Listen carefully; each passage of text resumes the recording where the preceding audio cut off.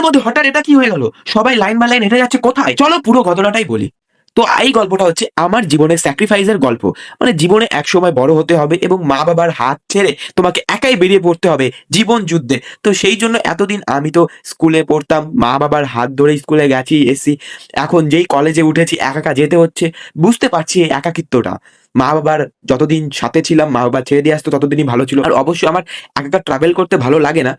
তাই কি করব? মোবাইলটা পকেট থেকে বের করি আর একটু ভিডিও করতে থাকি। তারপরে আমি শিয়ালদা মেইন লাইন থেকে নেমে চলে এসেছি সাউথ লাইনে। কারণ এখান থেকে আমি ধরবো হচ্ছে ক্যানিং লোকাল বা সাউথের ট্রেন, যেটা ধরে আমি যাবো হচ্ছে গড়িয়া। তো গড়িয়াতে নেমে আমি আবার টোটো ধরে চলে এসেছি কলেজে। কলেজে ম্যাম ক্লাস করাচ্ছে আর আমি এদিকে চুল সেট করছি। তারপরে ক্লাস শেষ হয়ে যাওয়ার পর আমরা চলে যাই হচ্ছে ক্যাফেতে। খুব খিদে পেয়ে যায়। ক্যাফেতে বসে থাকি অনেকক্ষণ পর হচ্ছে আমাদের খাবার আসে। আমি নিয়েছিলাম হচ্ছে চিলি গার্লিক চাউমিন। আমার শরীরটা ভালো না থাকার জন্য তোমাদের রোজ ভিডিও দিতে পারছি না আমি।